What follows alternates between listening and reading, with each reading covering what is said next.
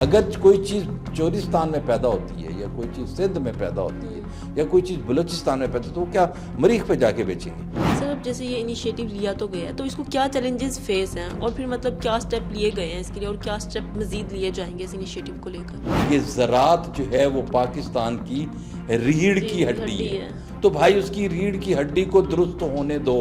آج اگر آپ رحیم یار خان سے لے کے صادقاباد سے لے کے بہاول نگر اور بہاولپور کے ایریا جتنے بھی ہیں وہاں آپ دیکھ لیں نا تو وہاں زیادہ آباد کار ہیں۔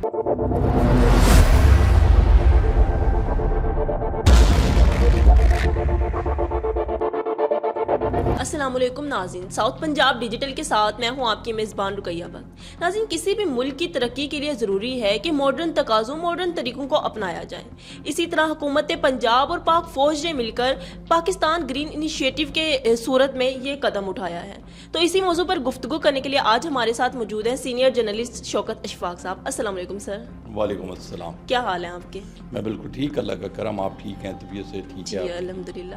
سر مجھے یہ بتائیے گا کہ ہمارے دیکھنے والے ناظرین کو ذرا ایکسپلین کریے گا کہ گرین پاکستانی انیشیٹو ہے کیا؟ گرین پاکستان انیشیٹو دراصل پاکستان کے اندر زراعت جو ہے اس کی جدید شکل ہے اور ایک آرگنائزڈ ایک پورا ایک سسٹم ہے جس کے تحت پورے پاکستان اور خصوصاً پنجاب کے اندر وہ زمینیں جو بنیادی طور پہ غیر آباد ہیں یا آباد نہیں ہو رہی یا باوجود آباد نہیں ہو سکیں ان کو آباد کرنا اور ان پہ ایک جدید ٹیکنالوجی کے ذریعے نئی ٹیکنالوجی کے ذریعے فصلوں کی کاشت اور فصلیں بھی وہ جو ہمارے یہاں ٹریڈیشنل یا جس کو روایتی ہم فصلیں کہتے ہیں وہ نہیں بلکہ اس سے بڑھ کر۔ اچھا، اب اس میں دیکھیں کہ پاکستان کے اندر ہم ہمیشہ ایک نعرہ لگاتے ہیں اور ہمیشہ ہر پروگرامز میں لکھت میں بہت سارے کہ جی پاکستان جو ہے وہ ایک زرعی ملک ہے اور زراعت جو اس کی ریڑھ کی ہڈی ہے۔ اب اس میں کافی ساری چیزیں ایسی ہیں جو اب تبدیل ہو چکی ہیں۔ اچھا، پاکستان میں سروسز جو ہیں وہ اب پہلے نمبر پہ آ چکی ہیں۔ اچھا، سروسز اگر پہلے نمبر پہ آ چکی ہیں تو پھر ظاہر ہے کوئی انڈسٹری جو ہوگی جو باقی چیزیں ہوں گی وہ ان کی اسی حساب سے نمبرنگ جو ہے وہ تبدیل ہوئی ہوگی اور زراعت کی بھی ڈیفینیٹلی ہوئی ہے۔ اچھا، اب ایک بات اس میں بڑی اہم ہے کہ 20-30 سال پر 3 ڈیکیڈز پہلے جو اسٹڈی تھی وہ ورلڈ بینک کی بھی اور یونائٹڈ نیشن کی بھی کہ پاکستان جو ملک ہے اس کے پاس جو ورجن لینڈز ہیں جو آباد نہیں ہوئیں ان کے اندر اتنی طاقت ہے کہ وہ اناج سمیت باقی جتنی چیزیں پروڈکٹس ہیں زراعت کی وہ پیدا کر سکتا ہے۔ لیکن سر اگر دیکھا جائے پچھلے کچھ ٹائم سے ایسا ہو رہا ہے کہ ہمیں چیزیں خریدنی پڑ رہی ہیں باہر سے، مطلب ایسا کیوں ہو رہا تھا کہ اتنی اچھی ہماری زمین ہونے کے باوجود ہمیں یہاں سے ایکسپورٹ کرنا چاہیے تھا جبکہ ہم دوسرے ملک سے منگوا رہے ہیں؟ دیکھیں نا، بات تو آپ نے اچھی کی ہے لیکن آپ کو یہ پتہ نہیں نا کہ اچھی زمین کو اچھی بنانے کے لیے کیا کیا عوامل چاہیے، مداخل کیا چاہیے، ان پٹس جس کو کہتے ہیں۔ دیکھیں وہ ایک سلوگن تھا کسی کمرشل کمپنی کا کہ جو زمین کو بنانے کے لیے سب سے بڑا جو چیز ہوتی ہے وہ انسان کی جو کام کرنے والا ہے کاشتکار جو ہے اس کی محنت ہوتی ہے، اور یہ ایک یونیورسل ٹروتھ بھی ہے اور یہ حقیقت بھی ہے کہ آپ یہ دیکھیں کہ دنیا میں جو شخص بھی کسی بھی شعبے میں محنت کرتا ہے اس کا ریوارڈ حاصل کرتا ہے۔ آپ کو یاد ہے، شاید آپ نے کبھی پڑھا ہو، میرے خیال میں آپ اس میں سے نکلی ہیں، اس فیز میں سے نہیں، کہ ہمیں کہانی پڑھائی جاتی تھی، وہ ایک بڑا اچھا سبق تھا اور آج ہمیں اس سبق کی وجہ سے ضرورت ہے۔ اس لیے میں ایک یہ کانٹیسٹ سے علیحدہ نہیں ہے لیکن یہ اسی میں کہانی وہ سنا، یعنی مختصر سی بات ہے کہ ایک جو شخص تھا اس کے 4 بیٹے تھے اور وہ جب وہ آپس میں لڑتے تھے چاروں تو وہ اس سے بڑا تنگ تھا اور انہیں بڑی سمجھانے کی کوشش کی چاروں بچوں کو کہ نہ لڑو، لڑتے رہے۔ جب وہ ان کا والد بستر مرگ پہ چلا گیا تو پھر بھی وہ باز نہیں آئے۔ والد نے ایک اسکیم سوچی, اس نے اپنی ڈیتھ سے پہلے چاروں بچوں کو بلایا, انہوں نے کہا میرا وقت آ گیا ہے, لہٰذا اب بھی میں آپ سے کہہ رہا ہوں کہ آپ جو ہیں نفاق نہ کریں, آپس میں پیار کریں, اتحاد کریں اور مل جل کے کام کریں, آپ کے لیے اچھا ہے. وہ نہیں مانے, لیکن اس نے ایک میسج چھوڑا, اس نے کہا چلیں میں اب میرے پاس جو کچھ تھا میں آپ کو نہیں دے کے جا رہا, میں نے زمین میں چھپا دیا ہے, جو اس کو کھود لے گا وہ اس کا مالک ہے. انہوں نے زمین کھودی مل کے لالچ میں کہ ہمارا ابا, لالچ میں وہ ایک ساتھ ہو گئے, لالچ میں ایک ساتھ ہوئے اور زمین کھودی. انہوں نے کہا جی جس کی ہوگی وہ لے جائے گا, دولت ہے, یہ جائیداد ہے, وہ جو خزانہ مدفون ہے اس میں. اب ہوا یہ کہ وہ زمین کھودتے گئے تو پتہ نہیں کہاں تک چلے گئے, تو خزانہ نہیں ملا. بڑے تھک گئے, سال پورا اس پہ لگ کے, انہوں نے کہا یار یہ سال تو ہو گیا, اب فاقے ہیں, کیا کریں. اس نے کہا زمین کو لیول کرو, اس میں گندم ڈال دو یا کوئی گیہوں ڈال دو, کوئی دانہ ڈال دو, کچھ چیز اگے گی, بیچیں گے, کھا لیں گے. اب اس میں جب انہوں نے سیڈ ڈالا تو وہ ان کی پوری جو ان کی پچھلی ہسٹری تھی اس سے سب سے بہترین جو ہے پروڈکشن,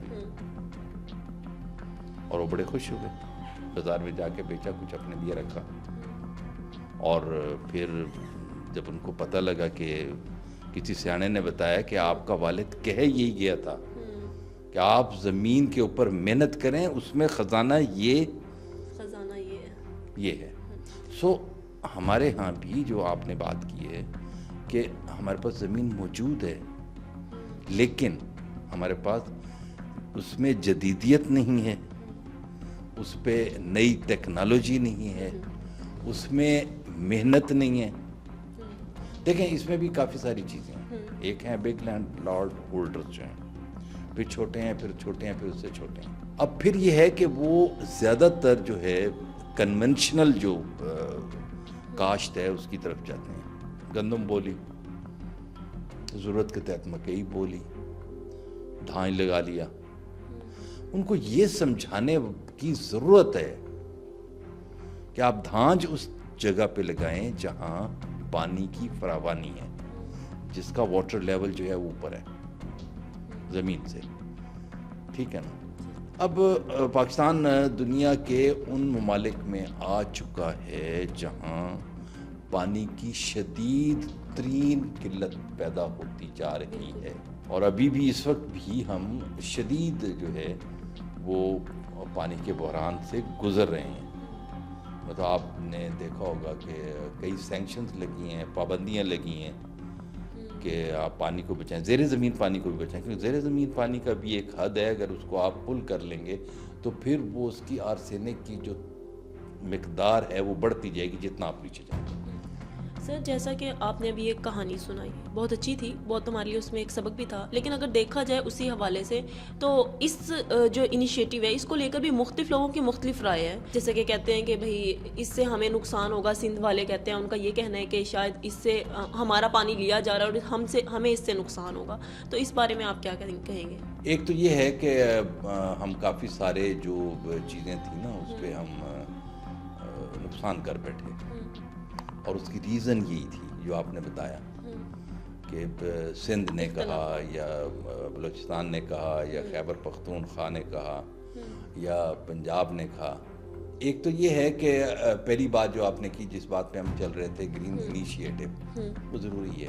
اب میں وہاں سے چلتا ہوں, پھر میں آپ کو لے کے جاؤں گا کہ سندھ والے کیوں اعتراض کر رہے ہیں. پہلی بات تو یہ ہے کہ نواب سر صادق محمد خان نے 47 سے بہت پہلے, تقسیم سے بہت پہلے, اس وقت انگریز کے ساتھ معاہدہ کیا, انہوں نے 5 ند بنایا ہے. 5 ند ہے جو 5 دریاؤں کا سنگم ہے نا, ٹھیک ہے نا, اس کے اوپر ایک انہوں نے ہیڈ ورس بنایا. وہ کیونکہ وہ جگہ جو ہے وہ ان کی ٹیریٹری میں تھی, ان کی دارالحکومت میں تھی, ان کی ریاست میں تھی نواب صاحب کے. اب ان کی سوچ اس وقت یہ تھی کہ میرے پاس زمینیں بہت ہیں, کیونکہ اس وقت پرانے دریا جب بند ہوئے تو وہ ان کا علاقہ ریگستان میں تبدیل ہو گیا جس کو چولستان کہتے ہیں. آج بھی زیادہ تر کام جو ہے چولستان میں ہو رہا ہے, اور گرین انیشیٹو جو آپ کا کام چل رہا ہے زیادہ تر اس کا بھی فوکس جو ہے نا وہ ادھر ہی ہے, چولستان میں ہی ہے, بڑی لینڈ کی طرف. تو وہ سر نواب صادق محمد خان نے انگریز کے ساتھ معاہدہ کیا اور وہاں ہیڈ ورکس بنایا, وہاں سے نہریں نکالی. ابھی صرف نہریں نکالنے سے تو کام نہیں نہ ہو جاتا, پھر وہ جفا کش وہ لوگ لے کے آئے جن کو انہوں نے وہاں آباد کیا, ان علاقوں میں ان کو زمینیں دیں. زمینیں کئی شرائط تھیں وہ یہاں ریلیونٹ نہیں ہیں, ان کو زمینیں دیں, زمینیں دے کے اور ساتھ پانی دیا نہری, اور ان کو کہا کہ آپ زمین آباد کریں, ہمارے لیے اناج پیدا کریں, خود بھی رکھیں, کمائیں بھی صحیح, ہمیں بھی. ٹھیک ہے نا. آج اگر آپ رحیم یار خان سے لے کے صادق آباد سے لے کے بہاول نگر اور بہاولپور کے ایریا جتنے بھی ہیں وہاں آپ دیکھ لیں نا, تو وہاں زیادہ آباد کار ہیں. وہ آباد کار امیگرینٹ سے پہلے کی ہیں. امیگرینٹ 47 میں آئے تھے, وہ آباد کار پہلے آئے تھے, انہوں نے آ کے وہاں زمین آباد کی تھی, بہاولپور ریاست کی, اور آج وہاں ہر قسم کی فصل جو ہے وہ اگائی جاتی ہے. ہمارا جو پہلا اختلاف جو تھا پانی کی تقسیم کے اوپر وہ تھا انڈیا کے ساتھ. ٹھیک ہے نا, 47 کی تقسیم کے بعد, کیونکہ ایک دریا کو چھوڑ کے باقی جتنے دریا تھے ان کا سارا سورس جو تھا وہ انڈیا سے ہو کے گزر آ رہا تھا. اچھا ایک بات میں آپ کو بتا دوں کہ پانی کے حوالے سے, دریا کا پانی ہو یا جو بھی پانی ہے اس کے حوالے سے یوٹیلائزیشن کا ایک پورا فارمولہ ہے, اس میں یونائٹڈ نیشن میں اقوام متحدہ نے بنایا کہ رکھا ہوا ہے, اور دنیا میں کئی ملک ایسے ہیں کہ 7 ممالک میں سے ایک دریا گزرتا ہے اور اس کا دریا کا پانی استعمال کرنے کا ایک فارمولہ ہے, اس فارمولے کے تحت وہ پانی استعمال کرتے ہیں اور اس کو عمل کر رہے ہیں, کیونکہ ان کو سمجھ ہے کہ یہ قدرتی نظام پانی کا ہماری زندگی ہے. وہ جو تھا جب ان کا جھگڑا تھا پاکستان اور انڈیا کا, تو اس وقت ورلڈ بینک جو تھا وہ گارنٹر بنا, اور انڈس واٹر ٹریٹی جس کو سندھ داس معاہدہ کہتے ہیں وہ ہوا. اس میں ہمیں کچھ دریا دینے پڑے, ہم نے راوی کا پانی دیا, ہم نے ستلج کا پانی دیا, چناب کا پارشلی پانی ہم نے بچایا. ٹھیک ہے, اور بیاس ختم ہوا, آکڑا پہلے ختم ہو گیا تھا. اب رہا جو ہمارا پاورفل انڈس مائٹی دریا جو ہے, اس کا سورس بھی وہیں سے ہے. اب ہمارے ساتھ کیا ہوا, ہمارے ساتھ یہ تھا کہ جب یہ معاہدہ سائن ہوا تو اس کے لیے 30 سال کا ٹائم مقرر ہوا کہ 30 سال کے اندر یہ دونوں ممالک واٹر سورس کے اوپر اپنا واٹر ریزروائر بنائیں گے, وہ ڈیم کی صورت میں ہو, وہ جس صورت میں ہو, اور اس پانی کو وہ استعمال کرنے کا پورا ایک پیراگراف ہے. وہ پانی کہاں کہاں استعمال ہو سکتا ہے, وہ زراعت میں بھی استعمال ہو سکتا ہے, وہ پینے کے لیے بھی استعمال ہو سکتا ہے, وہ ہر چیز کے لیے استعمال ہو سکتا ہے. اب ہمارے ساتھ بدقسمتی یہ ہوئی کہ ہم نے اس معاہدے کے تحت تربیلا تو بنا لیا, ہم نے منگلہ بھی بنا لیا, ایسا تھا نا. لیکن اس سے پہلے اسٹڈی جو تھی وہ کالا باغ ڈیم کی تھی, اور کالا باغ ڈیم ہم نہیں بنا پائے. اچھا اب وہ کیوں نہیں بنا پائے, اگر آپ کو فیکٹس اینڈ فگر میں بتاؤں بہت لمبی بات ہے, لیکن مختصر سی بات میں آپ کو بتاتا ہوں کہ وہ اس لیے نہیں بنا پائے کہ کالا باغ جو جگہ ہے وہ نیچرلی ایک ڈیم ہے. تو اس میں آپ کو زیادہ کام شاید نہیں کرنا پڑتا, زیادہ پیسہ شاید نہیں لگتا, میں شاید کا لفظ استعمال کر رہا ہوں, دنیا بہت آگے چلی گئی ہے. اگر وہ بنتا تو وہ پانی کے ذخیرے کا پاکستان میں ایک بہت بڑا سورس ہوتا, اور پھر اس سورس سے ہمارے بلوچستان میں, ہمارے سندھ میں, ہمارے پنجاب میں, اور خصوصاً ہمارے جنوبی پنجاب میں, اور جنوبی پنجاب کے بھی وہ علاقہ جس کو تھل کہتے ہیں, وہاں وہ پانی جاتا نہر کی صورت میں, نہر میں, اور پھر وہاں اس سے اتنے بینیفٹس ہونے تھے, وہاں بینیفٹس جو ہونے تھے وہ ہماری سوچ سے باہر تھے. اب وہ باوجود اس کے خلاف ایک بہت بڑا طوفان کھڑا کر دیا گیا, مہم چلا دی گئی تھی, مہم چلا دی گئی, طوفان کھڑا کر دیا گیا اور بیس لیس باتیں اس پہ کی گئیں.